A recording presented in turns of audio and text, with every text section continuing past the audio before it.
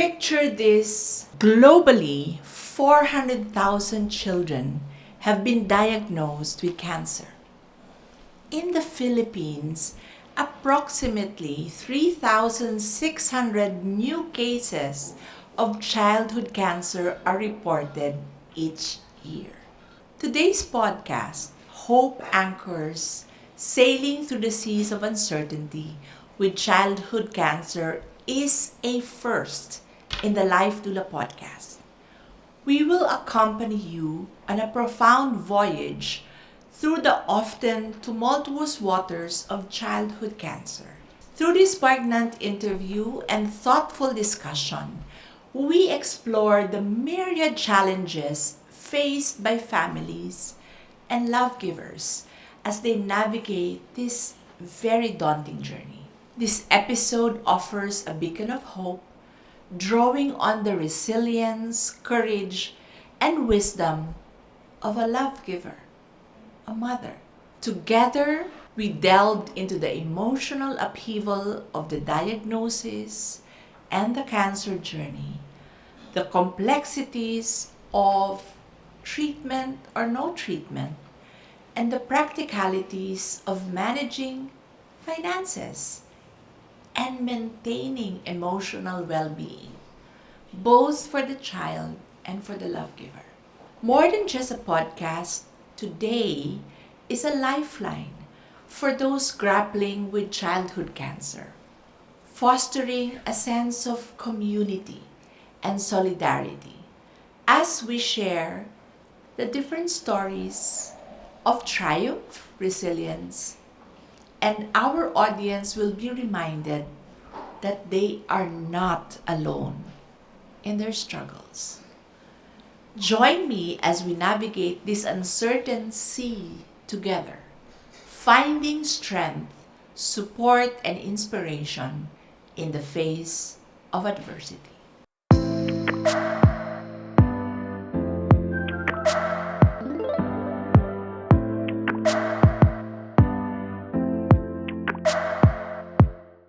Today, we are truly honored that one of our love givers bravely said yes in helping us understand the complexities of childhood cancer. Let's welcome our guest, who is also a constant in our Better Days Wellbeing Center. I will say her complete name, Jesrora Jem Zapanta. Hello, Jem. Hi, Tita. Hello. Tita talaga. Lakas makatita. Okay, so let's start the ball rolling for the benefit of those who have not heard your story and who are listening to you for the first time. Can you please introduce to our Life Doula Podcast audience our not so little boy anymore, Pio, and what his diagnosis, when was he diagnosed, and what is his prognosis today? Okay, so Pio is my firstborn, and his full name is Aiden Pio, like pious fire. He's also named after Padre Pio, because the chapel in Eastwood, when I was pregnant, made me feel at peace whenever I visited there. So he was diagnosed with a rare bone disease around the brainstem, which is called cleval chordoma. It's very rare for adults, more so for kids. So he's the first one in the Philippines who was diagnosed in 2015. He has been living with chordoma ever since, so that he was 4 and now he's 13 years old. The prognosis, it has been like this ever since he was diagnosed, and when Doc Gap, his neurosurgeon, confirmed what the cancer was, there's no cure for it. There's only management, which is first through surgery, a radiation that is not available in our country. So that's proton beam radiation. Proton beam. Yes. His doctors were frank with me na they can only give him palliative care, make sure that he's comfortable with research. And also, I became active with the Chordoma Foundation community in the US. The prognosis for adults with chordoma, like him, out of the 357 patients they researched before, was in the survival rate in 5 years was 68%, and then in 10 years, 50%. So it's not much to go on with from the start. He was diagnosed when he was 4. Yes. And how old were you when he was diagnosed?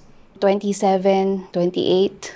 I met you through a common friend, Dr. Lorna Fres. Yes. Because Reggie was your classmate. Yes. Her daughter. Yes, and she's also my doctor because I have psoriasis, so she Okay. helps me through it too. So I met you guys through Dr. Lorna. Yeah. Who was also then a love giver for Her husband. her late husband, Doc Oji. Yeah. Right? So you were 20 plus. Yes. In my mind, what was I doing when I was 20 plus? But you were already facing what I would say the biggest adversity of someone at a very young age. And just as a recap, chordoma is a very rare type of bone brain cancer. Yes.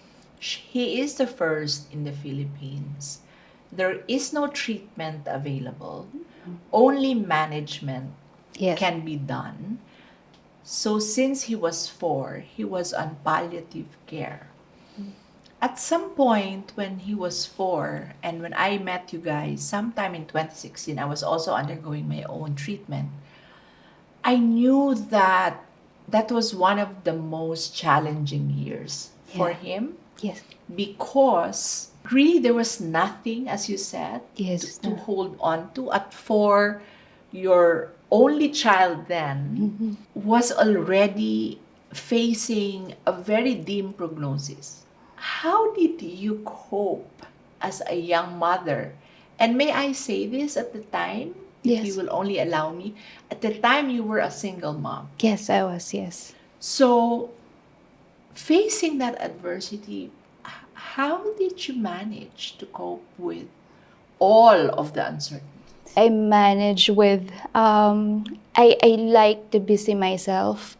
This time I busied myself with not only work, but with researching on what he has.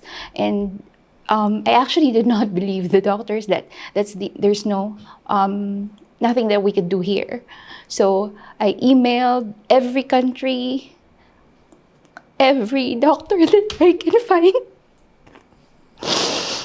Until, almost all of them said his tumor was too large to even, be operated on. So the next thing we did was still fundraise, because there was one doctor who said he can try, and we can at least reduce it to some point.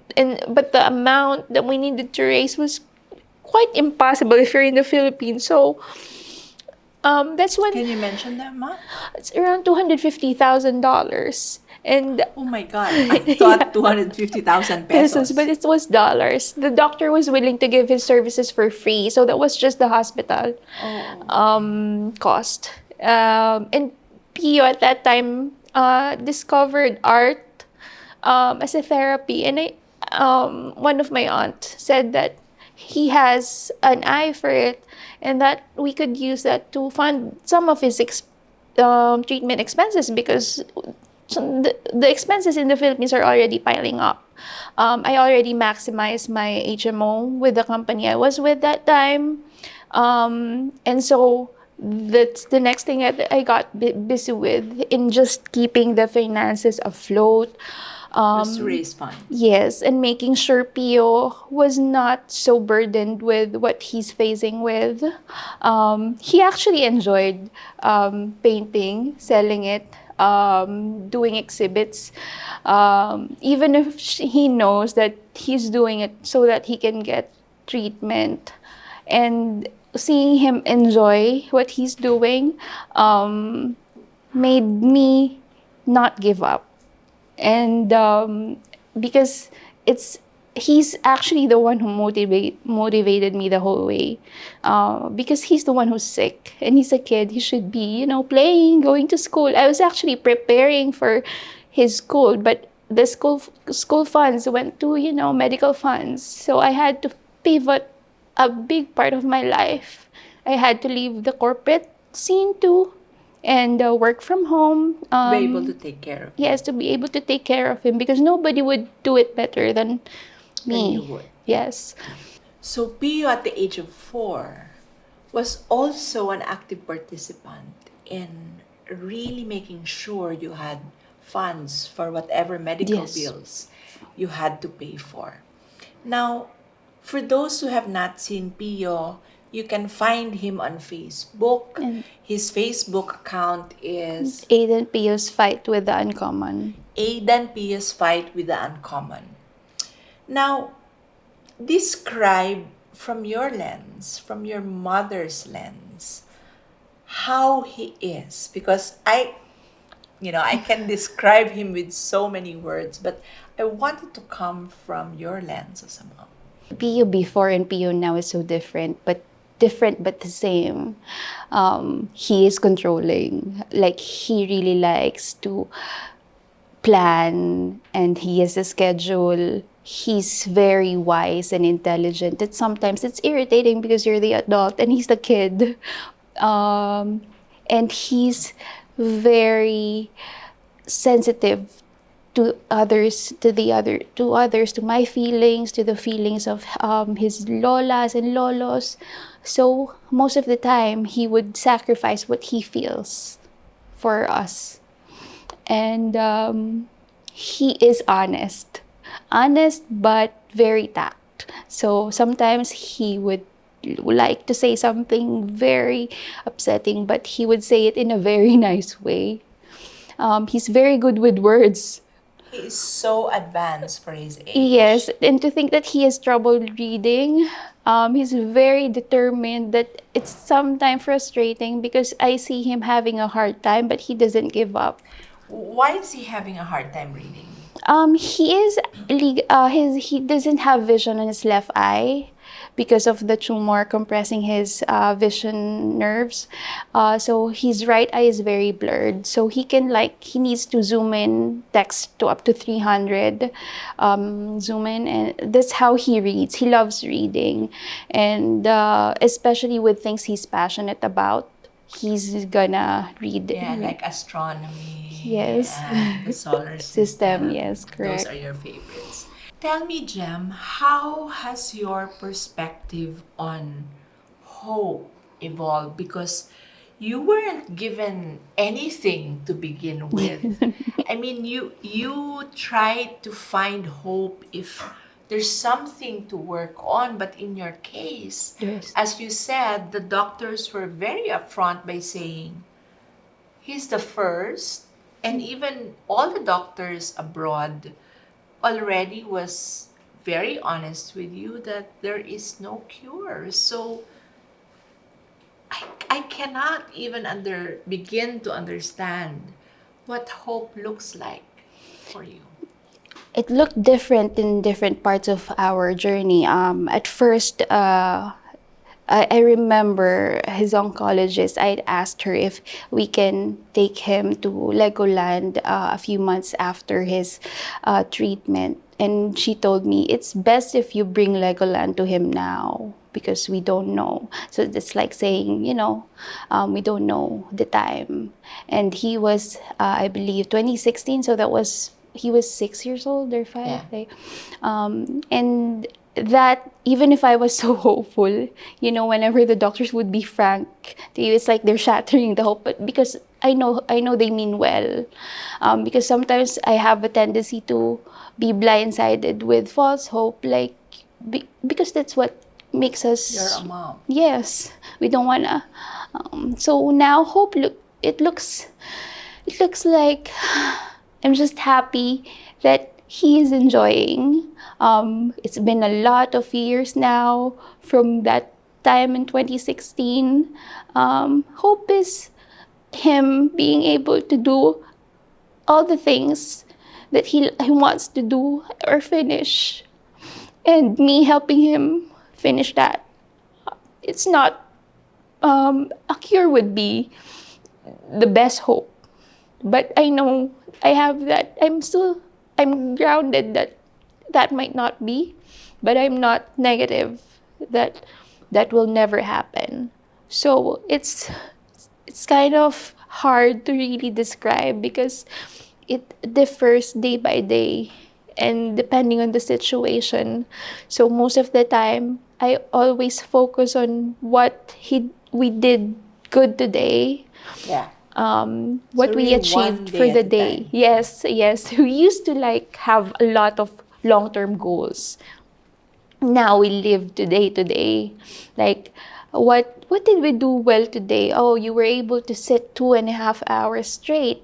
There's no pain today. So it's really finding hope in the little things. Yes, yes. That's how I started to live, as his Cordoma progressed. Can you share with us moments where you have found peace and comfort in this very uncertain life? I mean, a couple of nights ago, I was having a session with him, Yeah. and I asked him, imagine Pio healthy and strong. What would you be doing? And he was very honest by saying, I'm sorry, I cannot do that. I can only imagine what I will do tomorrow. I said, why can't you plan beyond that? He said, because I have been given an uncertain life and my mind cannot grasp beyond the next few days. So, in your case, what are the moments of peace where, I'm sure every day is not a bad day. Yeah. Describe moments of peace where you accept that this is the life that he has been dealt with, and you find peace and comfort with that. I remember the time that you prayed for us. He was not responding for 3 days already. He was not talking anymore, and we have to have an emergency brain surgery in Christmas, December 2019. And when you prayed for us, that's where I found peace. This is it. This might be it. I know I'll never be able to accept or be ready for something, but being able to talk to you that night made things feel not so alone, and it's not really being prepared, but it's more of accepting whatever God's will was. And so when his stepdad, when Robbie told me he's stable and we're going back up, but they don't know if he can talk or if he's gonna be responsive. And then after like a few hours, he woke up and tried to talk. That I think that was a big relief for me, and being able to talk to you through that time helped a lot in somehow finding peace in that really chaotic time. Another and the most recent piece was last year at the beach. He's already wheelchair bound, so he cannot walk anymore. And at the beach, it's hard to push a wheelchair. And he saw that his dad and his brother is already enjoying the beach. I was having a hard time pushing him, and I said I'll ask help, and he said no, I'll just stay in the cottage with my grandma and grandpa. I'll be okay. And we're like, no, no, mom, you enjoy because you've been pushing me the whole day, carrying me the whole day. I was about to give up, and because he's very insistent. He's saying it's hot anyway. I'm not a beach person anyway. And then my husband helped me, pushed him to the shore. Yeah. And yeah, that I think is the most peaceful time I've ever been in my life with Pio.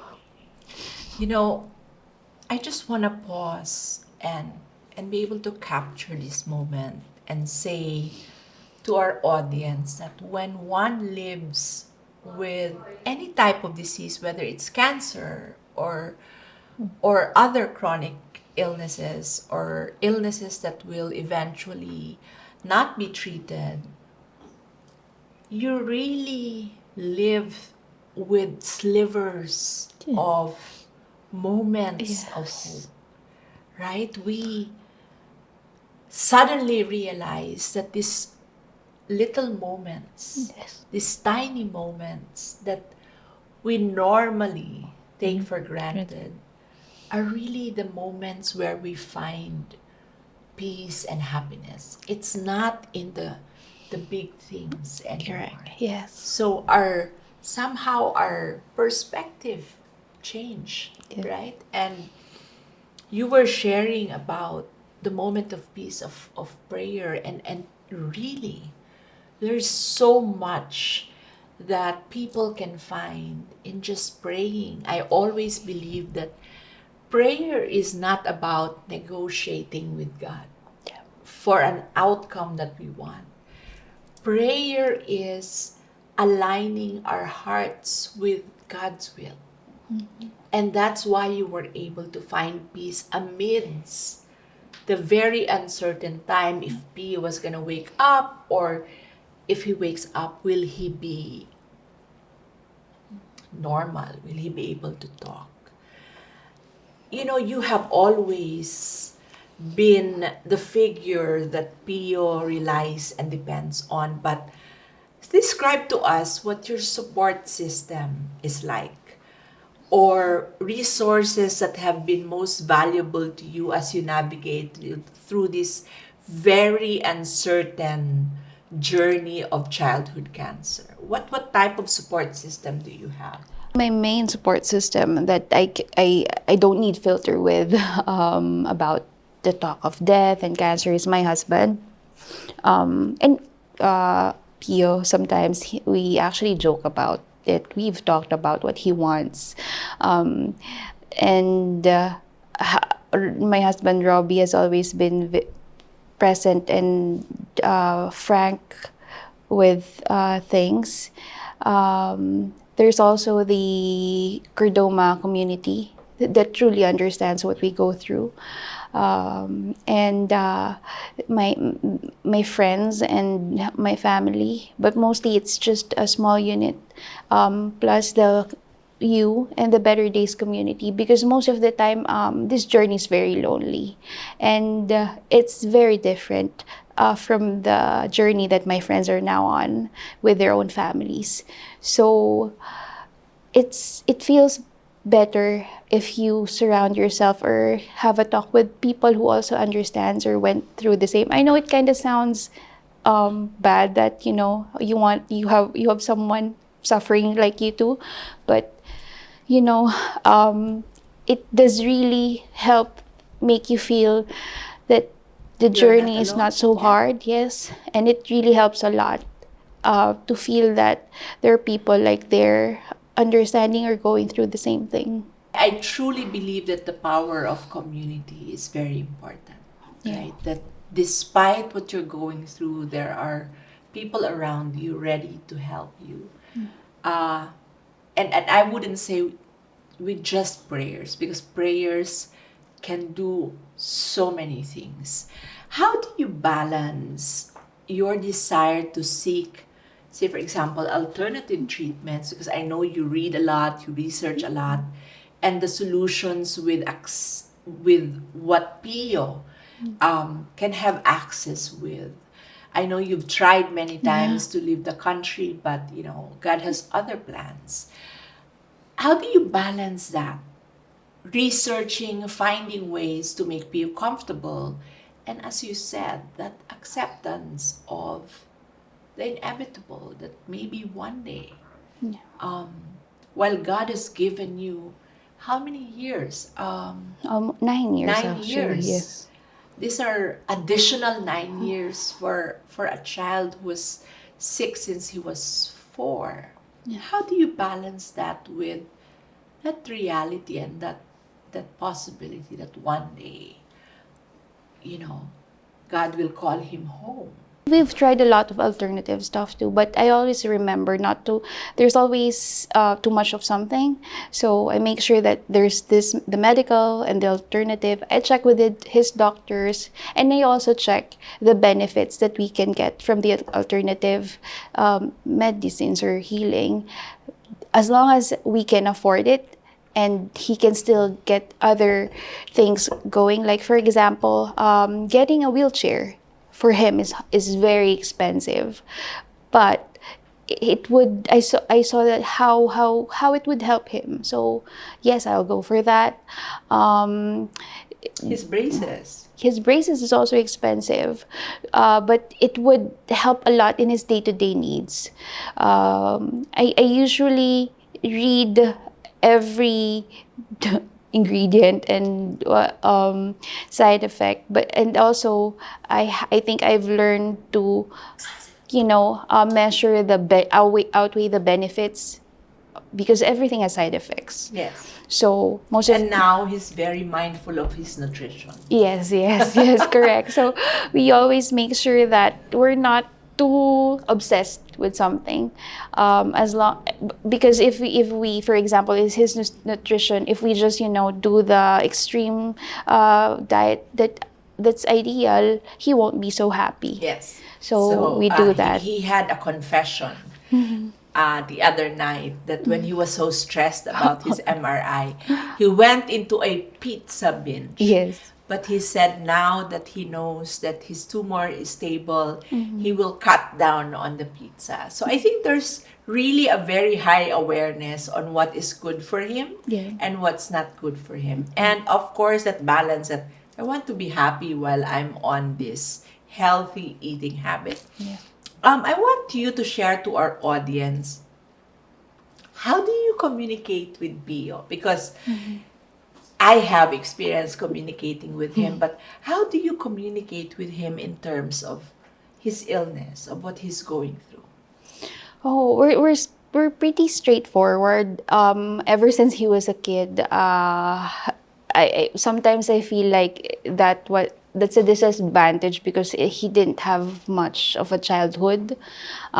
He's always there whenever we have doctor appointments, and his doctors would even he would even do follow-up questions with his doctors. And this time when he had a problem with his neck early February, and we talked about it, and he was asking me, is he deteriorating? Is this it? And then I wanted to sugarcoat it. I really wanted to. But that would be unfair for him because he might, have a lot of things he wants to do. So I told him this, I'm not a doctor, I'm not God. Even your doctors does not know. Yeah. So all I can say is this might be it. If you want to do something, we'll do it. Wow. As long as we can. And I remember we even talked about what he wants, arrangement after when he dies. And he insisted he doesn't want to be cremated because he wants his bones in the museum just in case he becomes famous. That's what he's telling me. And that's really a heavy thing for an adult. I was about to ask you this question, but I think you partly answered it, but I will ask it anyway. What has been the most difficult conversation you had with him? And, talking about end of life is something that adults would even avoid, Yes. even if their whole body is telling them that it's time. You have to prepare, yeah. Right? But you're saying that your son, who is 13 years old, and I'm sure he did not talk to you about this when he was 13. I'm sure even when he was younger. Yes. Your son is talking to you about arrangements for when he goes. Yeah. How do you feel about that? It's really hard on my end, but when you're talking to him, Yeah. I can don't show it. imagine. Nah, it's hard. We joke about it, and then after when I talk to my husband, that's where I cry. Yeah. Because he can be very factual. Yes, he As a matter is. of fact, he will even interrupt you and say, I'm not yet there. I will get to that point later. So he's that factual, Yeah. right? But talk to me about what lesson do you learn from him when you see him talking to you so courageously about preparations. He's even gone up to the point of making a decision that he doesn't want to be cremated. Yeah.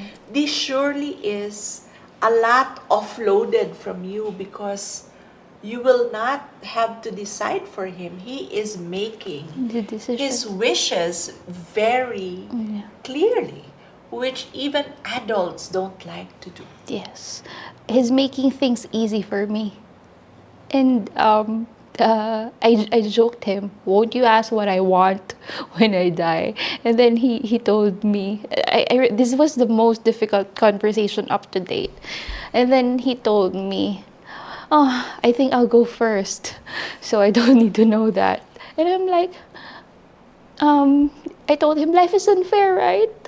And he says, yeah, because he says, the circle of life, usually it's the parent who goes first, right? But for us, it's not. But he's very factual when he said that. And then he joked, he even joked, can we like swap lives, you know? I remember a story where he was actually talking to you about things that you need to do. You know, mom, you need to do this. Yeah. So, talk to me about reversal of roles because a lot of times I think he talks to you like he's older than you. Yes, yes. He I'm forgetful, and sometimes when you know you have a lot of things on your plate, he's like my to-do list.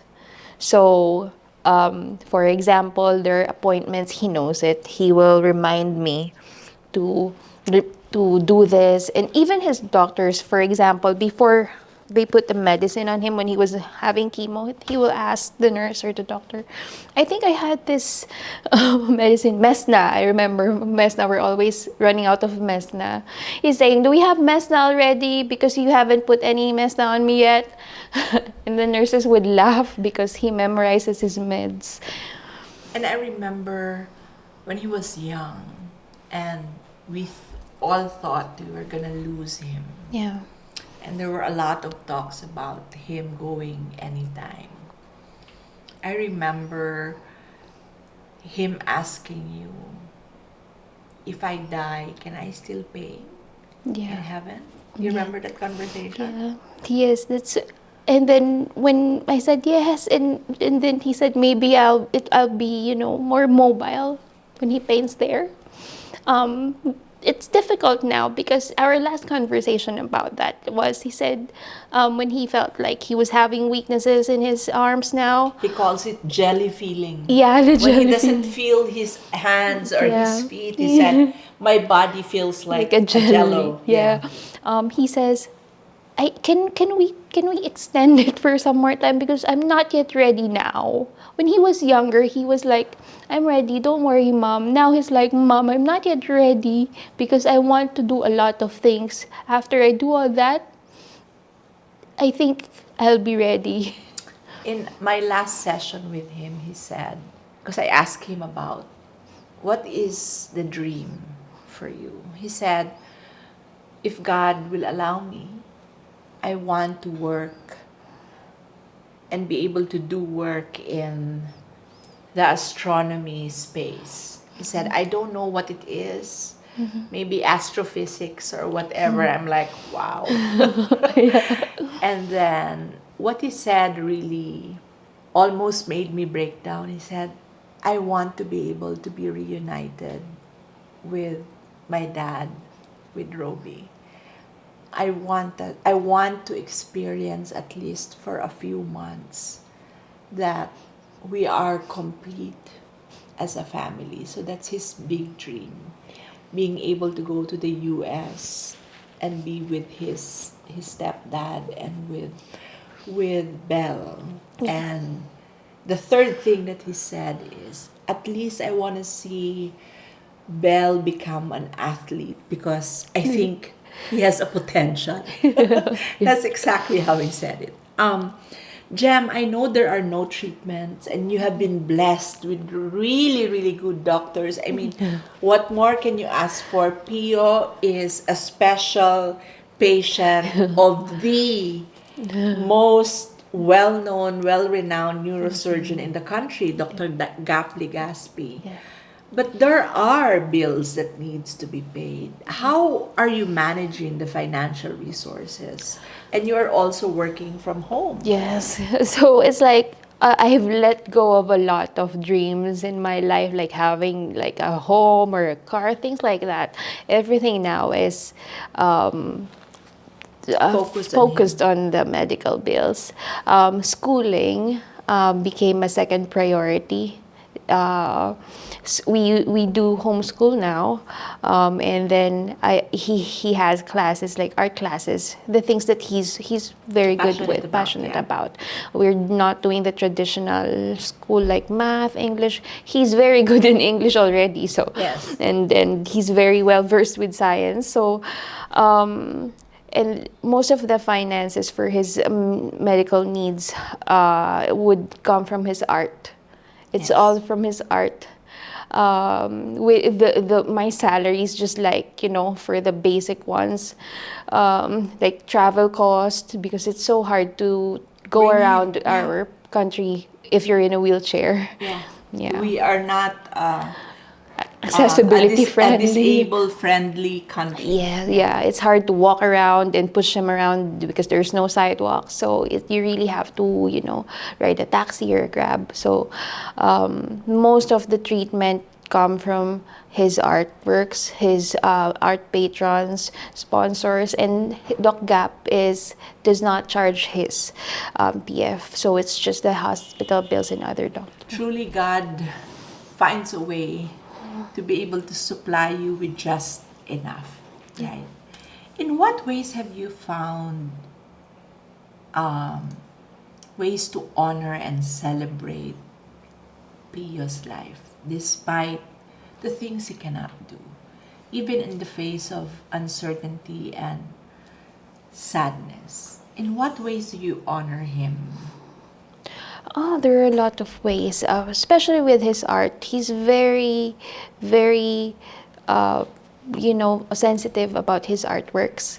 And since we need the money for the treatment, most of his artworks are sold. But there are a few that he loves and I love, and are non-negotiables. We're not going to sell that ever. So that's one of the things. It's displayed in our home. When he was younger as well, he used to do online exhibits every year on his birthday. Like for example, when he was 10, he made 10 artworks on January and sold it online. So that's how he celebrates life, and I celebrate it with him like that. I do the narratives on the artworks. Because if he's gonna be the one to do that, it's gonna be too technical. So it's like a collaboration of both of us.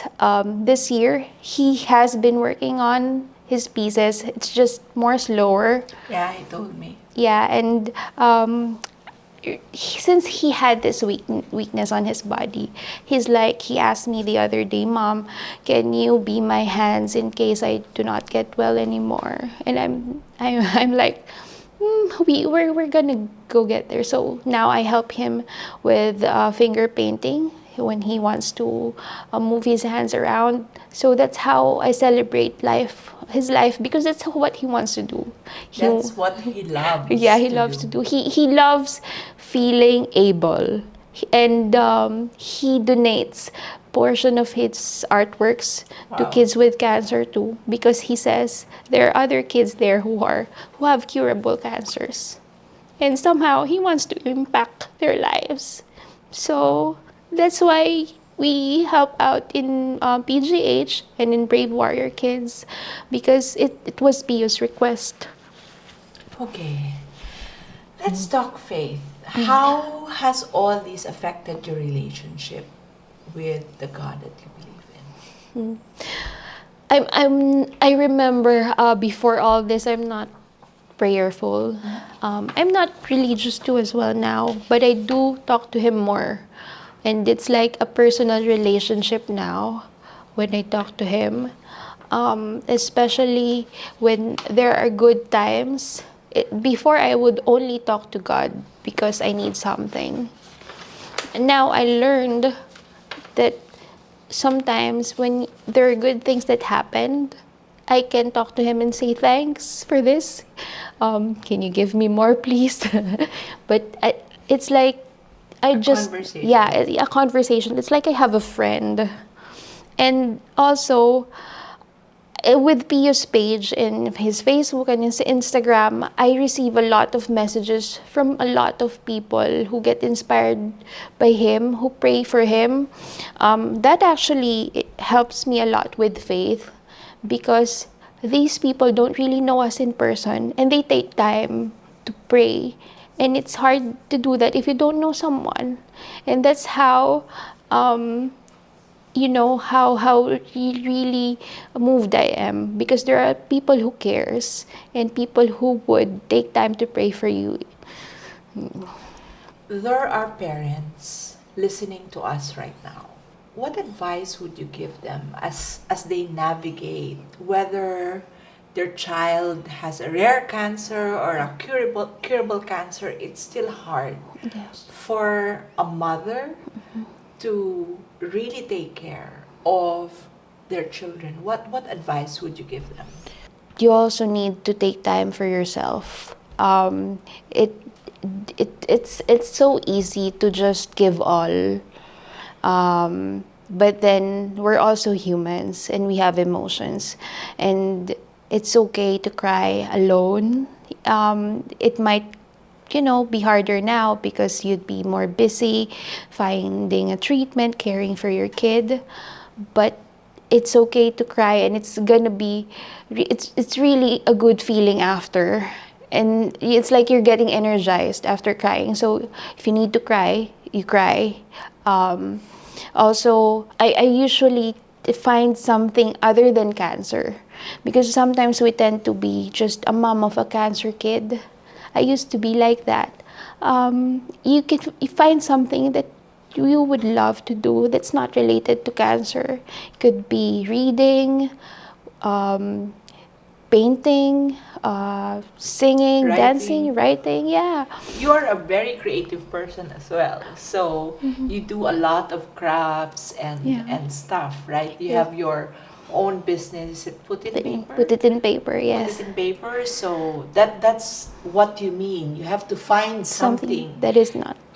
to at least give you a sense that you are back in the business of living, Yes. right? That cancer is can be a chapter in your life, but it's not your whole book. Correct, yes. Right. So I know that you go to a government hospital. What has been the most frustrating issue you have encountered, despite the fact that you have really a good battery or a good belt of doctors supporting you? What has been the most frustrating? Oh my gosh, a lot. But PJH is now managed by Doc Gap, and it improved a lot ever since he managed it. But you would really see what difference of services a private patient versus a charity Yeah. one would get. We go to a government hospital, but we're private patients of the doctors. So I can feel how long the wait would be for charity patients. If you're a non-paying Yes, patient. correct.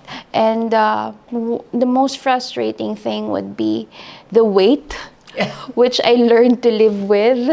We now learn how to be busy. Another thing is, uh, um, actually, with the hospital we go to, I think we adapted. At first, you can really see the difference with a private hospital and a government-owned one. But then, I guess if beggars can be choosers, right?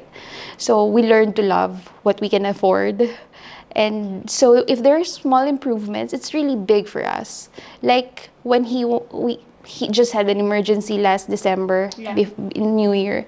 I was surprised that there was no charge in the emergency room, even if we were paying patients of the doctor. So that's why the line is so long. Yeah. It's because it's free of charge. Yeah.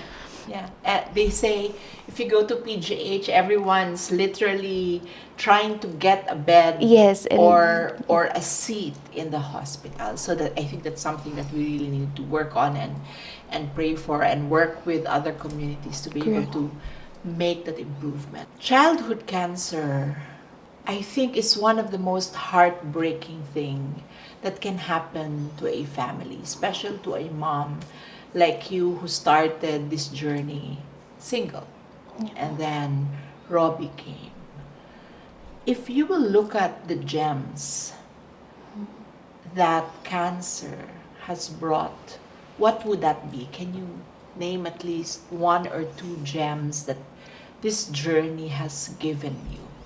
I've learned that the saying that money can buy you happiness. I believe that before cancer, and now even Robbie was joking to me that only rich people say money cannot buy happiness, and I said I'm not rich, but I believe that because I think even if I have all the money, it cannot cure Pio's cancer. So I have learned to be happy and content. Actually, I get happy with the smallest things now. And I can say that despite Pio's cancer, I'm content with my life. I'm happy with, we just celebrated his birthday and it was Yes. a very simple one, but it made me so happy that, Robbie's family, my family was there. And I don't need anything extravagant now to feel happy. I always want to be able to capture moments like this. Our view of life becomes so different Yeah. when you are faced with that looming mortality, that one day a loved one might not be there anymore. All of a sudden, Yeah. the things that are so important are not as important Yes. anymore. And we learn to be able to look at things around us and say, I'm happy with this. I mean, a birthday celebration of someone like Pio is truly something to be celebrated, right? Because it's another year, another gift that God has given you. And MRI results showed that his tumor is stable. Yes. And this is what people forget. For a person living with cancer, it's almost like a chronic disease. Yeah. Stable It's is good, Yes, stable is good. right? A lot of people would want a cure. Yes. But for those of you who are listening, people living with cancer, a stable disease It's good. is good. Yeah. We have no control with the outcome. So when, the first thing Pio said when he opened his Zoom, you're right. God listens to my prayers because my MRI results It's stable. is good. My tumor is stable. I mean, healthy people would say, that's not good. Yes, What's correct. good is a cure. But again, perspective, right? What we are handed with in life. We take what we can. Yeah. And that's, I think, more than enough for you and Pio to keep moving forward Correct. day by day. Jam, this has certainly been a full-on hard conversation. Thank you for your courage, for your generosity in sharing with us a lot of things, and for your vulnerability. Thank you for joining us on this heartfelt journey through the seas of uncertainty. Remember, even amidst the stormiest waters, hope remains our steadfast anchor. If you are someone you know is navigating the challenges of childhood cancer, know that you are not alone. Jem is on Facebook. You are on Instagram, Yeah. like Gemrora. Gemrora. So you can reach out to her. And please, next time, join us again as we continue to navigate these waters together. Never ever forget that you are never alone.